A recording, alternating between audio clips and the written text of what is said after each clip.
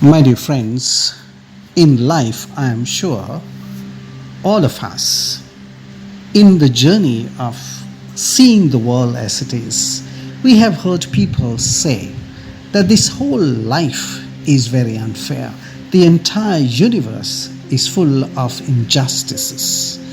It is possible that we ourselves have thought or even said the same. Life is unfair. The world is unfair. Distribution of wealth is unfair. The political reality is unfair. The education world is unfair. We can go on and on saying that most of life is unfair.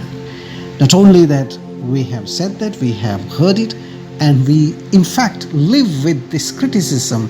It is not fair, which is found in the parable today as we celebrate 25th Sunday in ordinary time. In and through the parable that Jesus shares today of the man who decides to pay equally to his servants. Whether they came in the morning or whether they were taken in the evening did not matter to him. He just gave them everyone equally. And also the parable says he is free to do what he wants to do with his own wealth and the money. Now, when we think of this very nature that we all do have in terms of seeing justice and injustice, there have been a number of research from where does this perception of justice come to us. There have been some people who have studied this.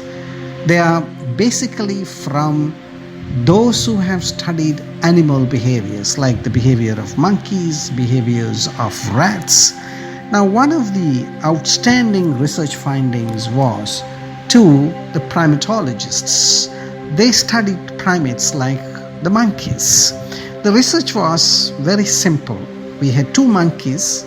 Each one is given to do a task, maybe to jump and jump down. And each monkey was given a piece of cucumber. And then the researchers did the same thing again and again and got them to do a jump and then to give them a piece of cucumber. Then what they did was they asked the monkeys to do the same thing, but then they rewarded one monkey with a piece of cucumber as well as a grape. Then the moment that is seen by the other monkey who does not get it, that monkey shows his anger, frustration, and he growls and shows that he is not very happy. Now, that goes to show that the feeling that there is injustice is not only in the human beings, but also in the animals like the monkeys. So one can conclude this very perception of injustice is hardwired into us. We all have this sensitivity, this consciousness of injustice when it happens. Now, it is one thing to see that life is not unfair or life is not fair, but it's another thing to see as to why there is so much of injustices and unfairness in the world. Now when you think of that, the research that was done in terms of this unfair distribution of wealth, unfair distribution of skills, unfair distribution of material reality in the world was discovered especially by those who studied them in detail and came up with the theory of Pareto distribution phenomenon. Now, what is Pareto distribution phenomenon? In very simple terms, if you had 100 people working in an office or in a factory, they found that 80% of the work was done by only 20% of the employees. So that means a smaller group of people were doing majority of the work. Majority of the people were doing only 20% of the work. Not only in work, but also in any situation. For example, like students, if you take 100 students, 20 students will excel and go to the very top, and 80 students will go down and they will not reach that top. So that is what you call Pareto distribution phenomenon. Now, when we look at the world, it is found, this is a discovery of science and technology, my dear friends. This is not a theological reflection, but there is an inbuilt inequality, injustice as it were. And we as human beings, we feel it so clearly, if you are conscious of it, that life is not at all fair. And it is almost that it is inbuilt into us. There is this nature, not only in human beings, but also in the whole world, in the whole cosmos. It is almost like a foundational principle of life. You go wherever it is, the inequalities are always there. Now, if you go further into the injustices and inequalities in the world, there is a foundational principle which is even worse. It says, if you had a population, it's only 1 square root of the population will do majority of the work. So that is what I said earlier also, that 20% of the people will always excel and 80% of the people will always fall back on them. Now, when you live with this reality, it is normal and it natural that we always feel that life is not fair.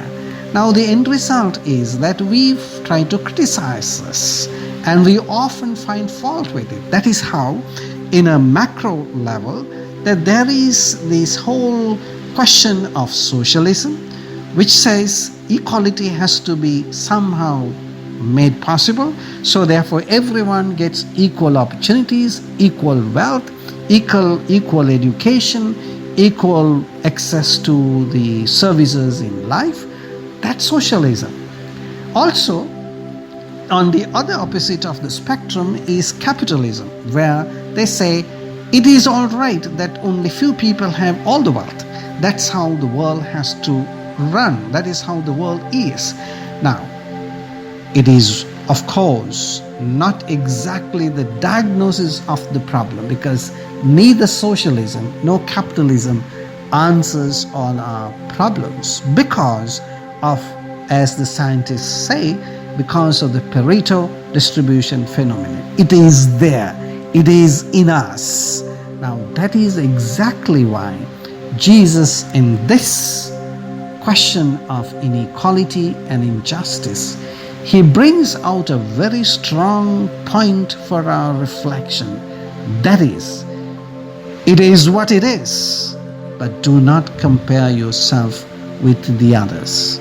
Now, what happens is that just as we get carried away with our judgment of injustices, for example, if I say that only a small minority of people have too much of wealth and majority of the people have very little wealth, it is definitely not right. It is, of course, something that we have to try to change. But then again, what we need to understand is that in the first place, solving that whole inequality thing is our calling. We always have to fight for equality and justice. But at the same time, even if we fight against these inequalities and injustices, as we may call them, what is in the first place important is that we do not compare ourselves with others.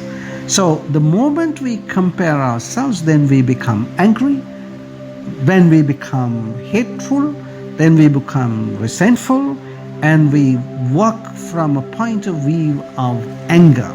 And that is why the world has had so many revolutions, because they were inspired by the hatred and the resentment of this unequal distribution, or the Pareto distribution phenomenon, as we may scientifically and technically call it. So how are we to then live our day-to-day life? The foundational principle is, do not compare yourself with others. You compare yourself with your own self. That's the best way to go. I was without, in this parable, it is clear, I was without an employment. I am asked to come in the morning and I agreed for a certain amount of money. I did my work, I got what I was told. So don't compare yourself with the one who came late and got the same amount of money. So the principle in the parable, which is for our reflection and our meditation, is do not compare yourself with others. The world is created, it's a natural law that, as science and technology has now found, as they talk about Pareto distribution phenomena, there is a natural distribution which is unjust, which is unequal. Inequality is part and parcel of the human nature. Inequality is part and parcel of the entire cosmic reality, because in the world you can always see that only a small group of people or small areas which will have all the opportunities, all the blessings, but majority do not have it. Again, it is not that we say that this is right, but at the same time, what is important is that we compare ourselves not with others who have them or others who do not have them, but I compare myself with my own self. How generous am I with what I have? Have I been generous with what I have? Have I been grateful for what I have? Or on the other side, if I do not have, am I angry with those who have? And because of that, I live with resentment and I always shout against them because I can't bear it. So, therefore, my dear friends, it is very important that we never ever compare ourselves with others in the journey of life, facing all the realities and questions and inequalities and injustices of life. Let us, in the first place, be grateful for what we have and be more and more inspired to do what we can in order to change the world, but avoid all the anger, all the resentment that is like a disease, a contagious disease today, and become true witnesses of what Jesus wanted for us.